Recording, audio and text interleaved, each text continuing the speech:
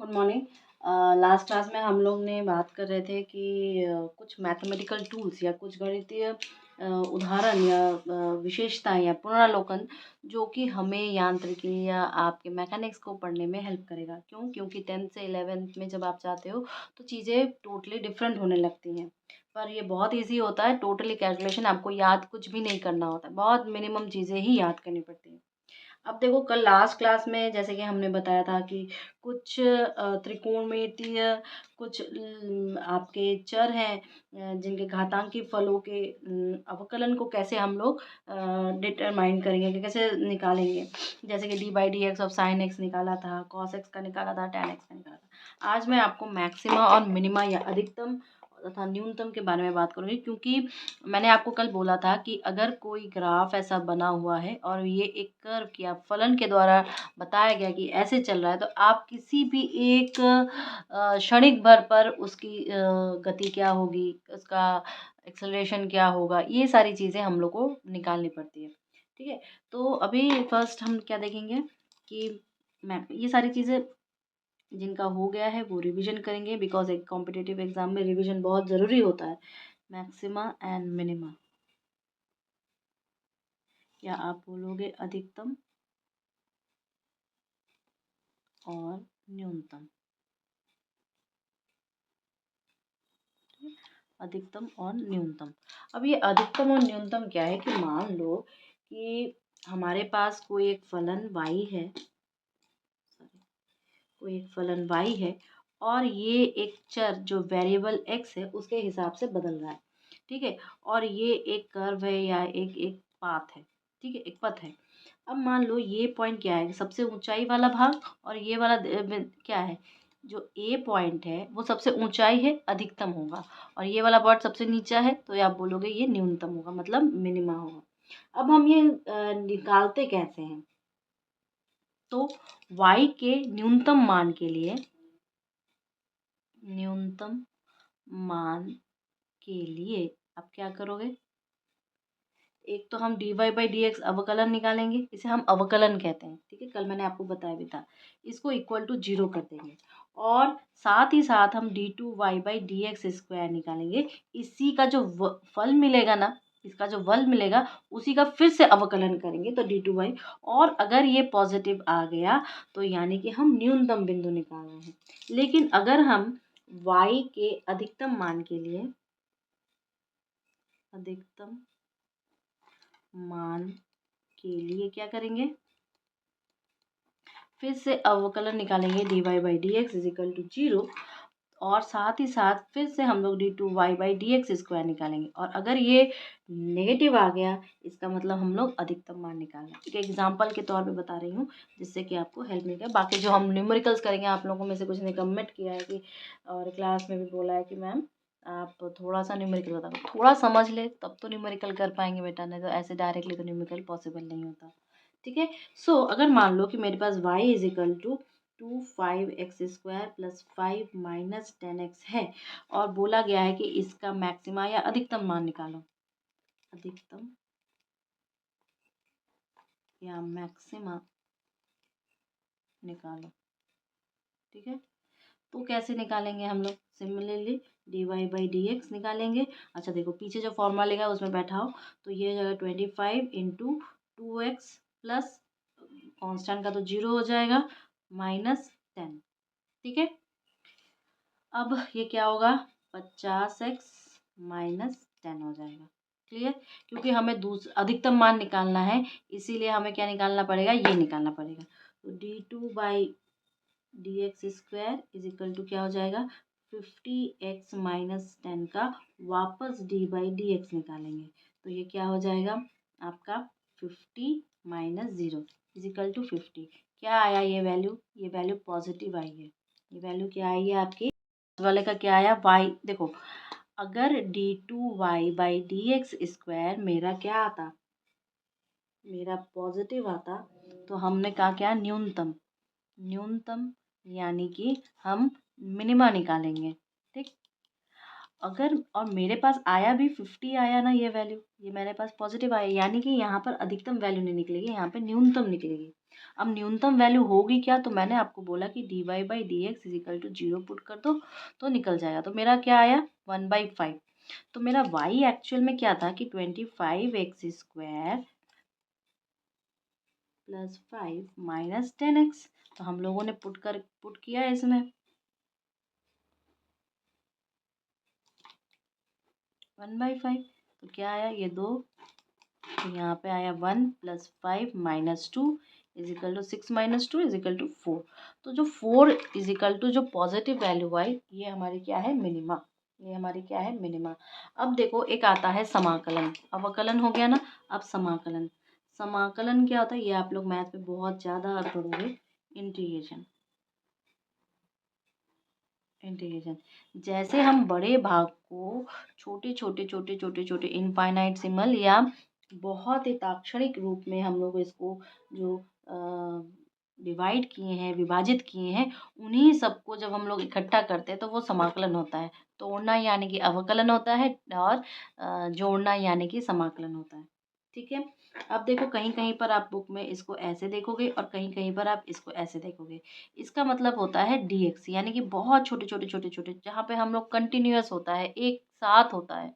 ठीक है। लेकिन ये क्या है, जब हम गिन सकते 1 2 3 4 5 ऐसे जब हम लोग गिन सकते हैं तो हम लोग देखेंगे। और ये जिस आपको जो अगर आप लोग बीएससी वाले हो जो कि आरपीएससी फर्स्ट ग्रेड की तैयारी कर रहे हैं, तो उनको पता होगा कि क्वांटम मैकेनिक्स में मैंने ऑलरेडी ये बता चुका है। ठीक है। अब समाकलन के कुछ सूत्र बता देंगे जिससे कि आपको मदद मिले क्वेश्चन सॉल्व करने में, क्योंकि यांत्रिकी में इसके क्वेश्चंस आते हैं। ठीक है। अब मान लो कि मेरे पास x to the power n है। ठीक है। तो इसका समाकलन क्या होगा, इसको ऐसे लिखेंगे, इसको ऐसे लिखेंगे। तो ये एक्चुअली एक होता क्या है, देखिए dy/dx, अब मैथमेटिकल बता रहे हैं। ठीक है। इजिकल टू मान लो कि हमारे पास x to the power n है। ठीक। मान लो आपके पास y dy/dx is equal to x to power n है। अब मुझे निकालना समाकलन है, समाकलन या इंटीग्रेशन निकालना है। ठीक है। समाकलन या इंटीग्रेशन निकालना है। कैसे निकालोगे, इसका तो इधर से कर दोगे और साथ में इसका जो x to power n dx है इसका इधर से कर दोगे। क्लियर है। तो जब दोनों तरफ से होगा तो ये क्या आ जाएगा, y आ जाएगा। और ये क्या आएगा, एक तो ये x to power n plus 1 आएगा और नीचे n प्लस 1 आएगा प्लस c। ये आपका एक कांस्टेंट होता है या नियतांक होता है। लेकिन बात ये है कि अब कभी कभी जो हम लोग आप लोग जब मैथ्स में पढ़ोगे तो डेफिनेट और इनडेफिनेट इंटीग्रल आपको बताया जाएगा। तो जब इस समय बताया जाएगा तभी इसका मान निकालते हैं। जब हमारे पास फलन का कोई कैसे कार्य कर रहा है, उसका अलग अलग मान अलग अलग समय पर दिया रहे या कोई चीज़ दी रही, तो हम निकालते हैं। पर कभी कभी जो आप यांत्रिकी में देखोगे तो यांत्रिकी में कभी कभी डायरेक्ट निकाल दिया जाता है, इसको इग्नोर किया जाता है, पर करना नहीं चाहिए इसको इग्नोर। ठीक है। अभी हम कुछ सूत्र बता रहे हैं, जैसे कि मान लो कि हमारे पास है आपका 1/x dx, कुछ इस तरह का है, और इसका समाकलन निकालना है। तो आप क्या बोलोगे, log e x, log e x। ठीक है। क्लियर है ना, प्लस c। अच्छा। अब ध्यान रखना कि यहाँ पर ये जो n है ना, कभी भी इक्वल टू -1 नहीं होना चाहिए। ये ध्यान रखने, तो नीचे 0 की वैल्यू आ जाएगी। अब देखो मान लो मेरे पास साइन x है, साइन एक्स dx, तो कैसे निकालेंगे, minus cos x plus c हो जाएगा, minus cos x plus c हो जाएगा। क्यों, याद करिए कि हमारे पास dy/dx ऑफ कॉस एक्स का क्या मान था। ठीक है। सब उल्टा होगा। अब जैसे कि मान लो कि हमारे पास कॉस एक्स है, उसका dx निकालना है, तो ये क्या हो जाएगा, साइन एक्स प्लस सी हो जाएगा। इसी तरह अगर हमारे पास log x हो गया है, अगर हमारे पास e to power x dx है, तो हम कैसे निकालेंगे, ये वापस वही आ जाएगा। ठीक है। अगर मेरे पास सेक्स स्क्वायर एक्स है, ये थोड़ा समाकलन थोड़ा ट्रिकी होता है, जितना प्रैक्टिस करोगे उतना अच्छे से होगा, प्लस सी हो जाएगा। इसी तरह अगर हमारे पास कॉस एक्स स्क्वायर है तो क्या हो जाएगा, minus cot x plus c हो जाएगा। ठीक है। इसी तरह अगर हमारे पास sec x tan x d x है, तो हमारे पास क्या हो जाएगा, सेक एक्स प्लस सी हो जाएगा, समाकलन करेंगे। ठीक है। इसी तरह मान लो कि हमारे पास अगर cosec x cot x dx है, तो ये क्या हो जाएगा, minus cosec x plus c हो जाएगा। क्लियर है। तो ये कुछ आपके उदाहरण है, करोगे एग्जाम में तब हो जाएगा। तो हमने अभी आपको बोला डेफिनेट समाकलन। डेफिनेट समाकलन क्या होगा, इनडेफिनेट है। डेफिनेट समाकलन क्या होता है, यानी कि निश्चित और अनिश्चित समाकलन। डेफिनेट और इनडेफिनेट, ठीक है। इसको अनिश्चित बोलते हैं और इसको निश्चित बोलते हैं।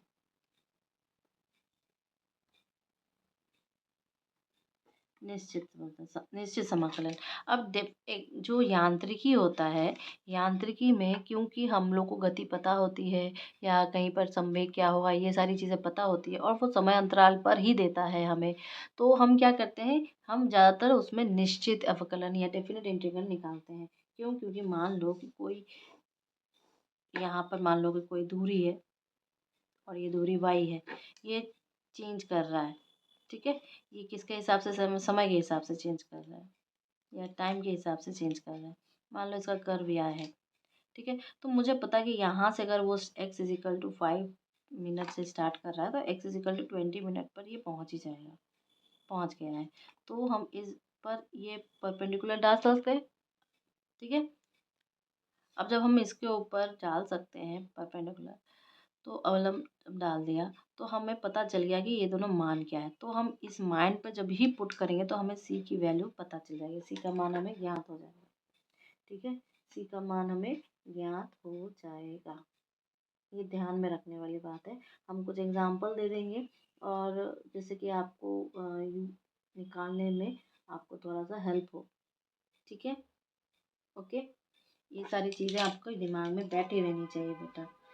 और देखो, एक में बायनोमियल थ्योरम बहुत पढ़ते हैं और ये बहुत ज़रूरी है, दिमाग में हमेशा बायनोमियल थ्योरम आपको याद होना चाहिए। बायनोमियल थ्योरम या द्विपद समय, बायनोमियल थ्योरम या द्विपद, बायनोमियल थ्योरम या द्विपद प्रमेय, ठीक है। ये क्या होगा कि जब आपके पास कुछ पावर आती है एक्स के साथ, ठीक है, तो आप उसको कैसे तोड़ते हो, ये मतलब कि मैं ये कहना चाह रही हूँ, मान लो मेरे पास 1 + x⁴n है, ठीक है। तो हम इसको क्या लिख सकते हैं, 1 + nx plus n n-1 series में लिख सकते हैं, एक श्रेणी में लिख सकते हैं, ठीक है। यही मुझे आपको बताना है, ठीक है। कैसे प्रयोग करेंगे आगे हम लोग देखेंगे। अभी वो ये मत समझना कि ये सब सिर्फ कर ही रहे हैं, पर हम लोग आगे देखेंगे इसका कितना अच्छा प्रयोग है, ये हम देखेंगे। जहाँ पर अगर मान लो कि x का मान 1 से बहुत कम है और n जो है आपका धनात्मक पूर्णांक है, तो ऋणात्मक पूर्णांक अथवा अनुपात वाले अंक हैं, ठीक है। क्लियर है ना। तो ये आपके पास एक धनात्मक संख्या आ जाएगी और ये जो मान है वो बहुत बहुत छोटा हो, तब हम इसको ऐसे करेंगे, ठीक है। क्लियर है। इसी तरह मान लो कि हमारे पास अगर ऐसा सिस्टम आ जाए e⁻x, तो उसकी श्रेणी हम कैसे लिख सकते हैं, 1 + x plus x² upon 2 factorial plus x³ upon 3 factorial, ऐसे कर सकते हैं। इसी तरह e⁻−x का कैसे लिखेंगे, 1 - x plus x² upon 2 factorial minus x⁻3 upon 3 factorial, ऐसे लिख सकते हैं, ठीक है। अब देखो, एक प्रोपोर्शनल थ्योरम होता है, प्रोपोर्शनलिटी थ्योरम, या आप कहोगे योगांतरानुपात प्रमेय, योगांतरानुपात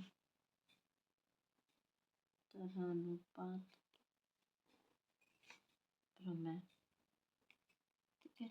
ये प्रमेय क्या कह रहा है, एक्चुअल में देखो, अगर मेरे पास मान लो P/Q इजिकल टू P/Q है और A/B है, चार अलग होने चाहिए, ठीक है। Q/P/A/B ऐसा कुछ है आपके पास, अनुपात है, ठीक है, अनुपात है। ज्योमेट्री में बहुत यूज़ करते हो, गणित में, तो इसको हम ऐसे भी लिख सकते हैं, P-Q P+Q is equal to A-B A+B।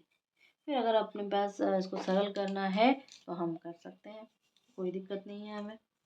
ठीक है, क्लियर है ना? क्लियर है ना? अब देखो ये जब हम लोग करते करते करते करते करते करते हमें ये सारी चीज़ें ना बहुत इजीली आ जाएगी, डोंट वरी। तो अगर हम लोग गति से स्टार्ट करते हैं या मोशन, बहुत ही इनिशियल हम लोग जो अवधारणाएं हैं वो सारी चीज़ें बात करेंगे। पहली चीज़ देखो, अगर हम किसी भी पिंड की गति को वर्णन करने चाहते हैं, यानी कि हम किसी भी वस्तु, किसी भी ऑब्जेक्ट के मोशन को डिफाइन करना चाहते हैं, तो हमें सबसे पहले क्या चाहिए कि हम उसको किसी भी एक सिस्टम में, कोऑर्डिनेट सिस्टम या आप बोलोगे कार्तीय निर्देश तंत्र में उसको डिफाइन करेंगे, उसको बताएंगे। ठीक है, तो हम करेंगे क्या कि पिंड की स्थिति को बताना जरूरी है। पिंड की स्थिति को बताना जरूरी है। ठीक है, यानी कि डिफाइनिंग द ऑब्जेक्ट। ठीक है, और कैसे बताते हैं हम इसे हम बताते हैं कार्तीय निर्देश तंत्र के हेल्प से, यानी कि कार्टेशियन कोऑर्डिनेट सिस्टम।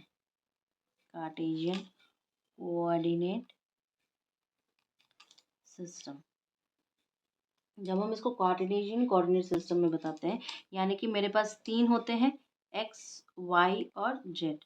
क्या क्या होते हैं? एक्स, वाई और जेड। X, y, z. ये एक्स एक्सिस है या अक्ष है, ये वाई एक्सिस है, वाई अक्ष है, या जेड एक्सिस है, जेड अक्ष है। इन तीनों में, और ये तीनों आपस में क्या होती है? परपेंडिकुलर या लंबवत होती है। ये तीनों आपस में क्या होती है? परपेंडिकुलर और लंबवत। जैसे ही हम इसको बता रहे हैं, अब मान लो कि मेरे पास कोई ऐसा है जिसकी स्थिति बताई गई है कि वो स्पेस में या अंतरिक्ष में कैसे डिफाइंड है, कैसे बताया गया है, स्थिति क्या बताई गई है, तो हम ये कहेंगे कि ये उसके मोशन पर निर्भर करती है। क्यों? क्योंकि सारी चीज़ें मूव कर रही है, सारी चीज़ें गति कर रही हैं, क्योंकि हमारी पृथ्वी भी गति कर रही है। तो कोई भी चीज़ स्थिर नहीं है। लेकिन जब भी हम किसी की स्थिति को, किसी के गति को बताते हैं, तो हम कहते हैं कि हम इसके रेस्पेक्ट में बोल रहे हैं या इसके सापेक्ष में बोल रहे हैं। तो अगर मैं किसी बिंदु बी पर मान लो कि वो गति, उसकी गति को डिफाइन करना चाहते हैं, उसकी गति को बताना चाहते हैं, तो हम हमेशा कहेंगे कि हम कार्तिकीय निर्देश तंत्र के सापेक्ष में बोल रहे हैं। ठीक है, उसके तंत्र के सापेक्ष में बोल रहे हैं। मान लो कि मेरे पास ये है, अब यहाँ पर कोई है कि ऐसे गति कर रही है, उसका कर्व या उसका ग्राफ ऐसे ड्रॉ कर दिया, तो मैं पर्टिकुलर पे बोलूँगी भाई एक्स एक्सिस पर क्या है, वाई एक्सिस पर क्या है, जेड एक्सिस पर क्या है, किसके रेस्पेक्ट में वो चेंज कर रहा है। तो हम बोलेंगे कि भैया एक्स वाई जो है टी का फलन है, एक्स जो है टी का फलन है, जेड जो है टी का फलन है। अब ये इन तीनों पर वो कितनी दूरी तय कर रहा है, ये समय समय पर डिफाइंड है। ठीक है ना? समझ में आ गया। लेकिन कभी कभी कार्तीय के साथ साथ हमें कभी कभी और भी ध्रुवीय सम्यक की भी जरूरत पड़ती है। किसकी जरूरत पड़ती है? ध्रुवीय। ध्रुवीय,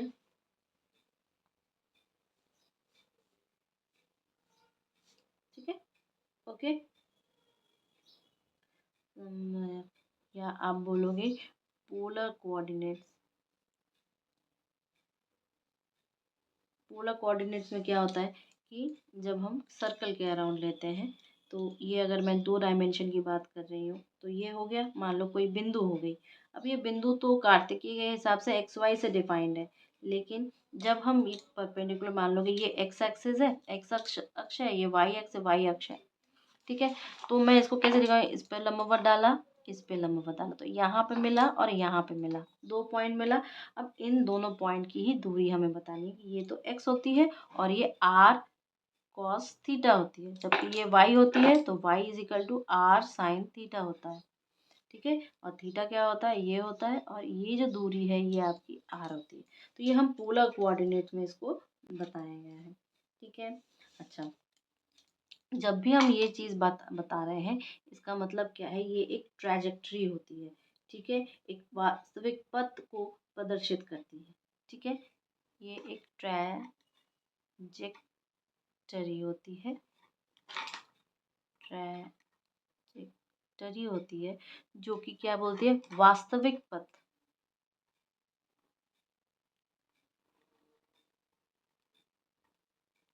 वास्तविक पथ को दिखाती है। किसके वास्तविक पथ, जो कर्ण है, जो मोशन कर रहा है, जो गति कर रहा है समय के रेस्पेक्ट में, समय के सापेक्ष में, वो बता रही है।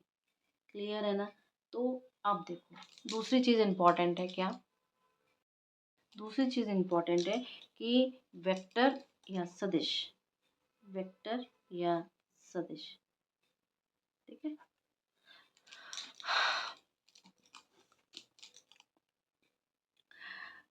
हम यहाँ से यहाँ तक की दूरी तय कर रहे हैं। मान लो मुझे बता दिया गया भैया तुम 5 मीटर ट्रैवल किए हो, 5 मीटर दूरी तय किए हो, ठीक है, 5 मीटर की दूरी या ट्रैवल किए हो या 5 मीटर तय किया है तुमने। अब उसने ये नहीं बताया भैया कहाँ तय किया है, दाहिने तरफ तय किया है कि उत्तर की तरफ, कि पूर्व की तरफ, पश्चिम की तरफ, दक्षिण की तरफ, कहाँ पर तय किया है, पता तो है नहीं। उसने सिर्फ अपनी दूरी बता दी है कि भैया हम 5 मीटर तय किए हैं, ठीक है। तो जब हम दूरी के साथ साथ, मतलब उसके मान के साथ साथ उसकी दिशा को भी बताएं, तब हम कहेंगे कि हम किसी वेक्टर को बता रहे हैं, किसी सदिश को बता रहे हैं, ठीक है, किसी वेक्टर क्वांटिटी या कोई सदिश राशि को बता रहे हैं, जब हम दिशा बताते हैं प्लस जब हम मान बताते हैं, ठीक है, यानी कि जब हम डायरेक्शन बताते हैं या हम जब मैग्नीट्यूड बताते हैं, यानी कि अगर हम दोनों बता रहे हैं किसी भी राशि का, किसी भी क्वांटिटी का, तो हम क्या कह रहे हैं, एक्चुअली हम किसी वेक्टर के बारे में बात कर रहे हैं, किसी सदिश के बारे में बात कर रहे हैं, ठीक है, ठीक है। तो मान लो कि वेलोसिटी है v है, तो इसके ऊपर हमें ऐसा बताना पड़ेगा, नॉर्मल जैसे कि हम लोग गुणनफल करते हैं, जैसे हम लोग जोड़ते हैं, एडिशन सब्सट्रैक्शन, जोड़ घटाव, ये सारी चीज़ें करते हैं, सदिशों का वैसे काम नहीं होता है, ठीक है, बस उसको करने के नियम होते हैं, ठीक है। तो जैसे ही सदिश किसी भी राशि को लिखेंगे, सदिश राशि को, तो उसके सर पे हम ऐसा एरो बनाते हैं। सबसे पहला सदिश राशि जो आप लोग पढ़ते हो वो होता है डिस्प्लेसमेंट वेक्टर,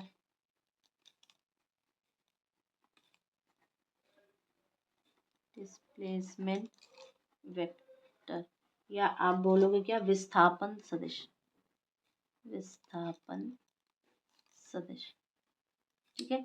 अब विस्थापन सदिश का मतलब क्या होता है, विस्थापन सदिश, अभी मैंने बोला कि आप जो गति कर रहे हो तो कोई दूरी तय कर रहे हो, जब आप दूरी बोलते हो तो आप नॉर्मल सिर्फ उसका मान बताते हो कि 5 मीटर तय किया है, लेकिन जब आप साथ में दिशा भी बताते हो कि इस दिशा में इतनी दूरी तय कर रहा है, तो इसका मतलब आप उसकी दूरी नहीं बता रहे हो, आप उसका विस्थापन बता रहे हो। आप क्या बता रहे हो, आप दूरी नहीं बता रहे हो, आप विस्थापन बता रहे हो, दूरी नहीं बता रहे हैं, हम उसका क्या बता रहे हैं, विस्थापन बता रहे हैं। तो ये ध्यान में रखने वाली चीज़ है। तो अगर मैं इसका सिंपल सा डेफिनेशन लिखूँगी, विस्थापन सदिश होता क्या है, तो आप बोलोगे किसी गतिशील वस्तु, किसी गतिशील वस्तु की स्थिति में परिवर्तन, स्थिति में परिवर्तन को बताता है, परिवर्तन को बताता है, लेकिन डायरेक्शन के साथ, लेकिन किसके साथ, डायरेक्शन के साथ, उसके मान के साथ, मैग्नीट्यूड और उसके डायरेक्शन। तो जो चीज़, those who defined by the direction and magnitudes are called vector quantities, या जो भी राशि दिशा और मान के साथ लेके चलते हैं उन्हें हम लोग क्या कहते हैं, सदिश कहते हैं, ठीक है, उन्हें हम क्या कहते हैं, सदिश कहते हैं। अब मान लो कि कोई बिंदु है, यहाँ से यहाँ तक उसने ट्रैवल किया, ए पॉइंट से लेके बी पॉइंट तक उसने ट्रैवल किया, जब इतनी दूरी उसने तय किया, मान लो वो दूरी को ऐसे ऐसे ऐसे ऐसे ऐसे ऐसे ऐसे ऐसे करके ट्रैवल किया, ठीक है, इतनी दूरी उसने ट्रैवल की। अब मान लो कि उस दूरी में ये पॉइंट है C D E F G. ठीक है, ये इतने बिंदु हैं। तो अगर मैं विस्थापन सदिश के बारे में बात कर रही हूँ तो वो ऐसे जाएगा, फिर वो ऐसे जाएगा, फिर वो ऐसे जाएगा, फिर वो ऐसे जाएगा, फिर वो ऐसे जाएगा और फिर वो ऐसे जाएगा, या वो डायरेक्ट ऐसे जाएगा। ये थोड़ा स्ट्रेट होता है बट मेरा कर्व हो गया। ठीक है, तो जब हम विस्थापन सदिश के बारे में, देखो ये कितनी बार दिशाएं चेंज कर रहा है, फाइनली यहाँ पे पहुंचा। तो जब हम दूरी की बात करेंगे ना, दूरी की बात करेंगे तो हम पूरा का पूरा काउंट करेंगे, यहाँ पे इतना गोल घेरा ये वो करते करते करते करते गया, तो तब हम दूरी की बात करेंगे। लेकिन जब हम विस्थापन सदिश की बात करें, सदिश की बात करेंगे तो हम फाइनल और इनिशियल, अंतिम बिंदु और स्टार्टिंग बिंदु, शुरुआती बिंदु की ही बात करते हैं। मतलब ए और बी पॉइंट की बात करेंगे और डायरेक्ट डायरेक्शन की बात करेंगे, डायरेक्ट दिशा के बारे में बात करेंगे। ठीक है, क्लियर है ना? क्लियर है। अब देखो इसका एक एडिशन होता है,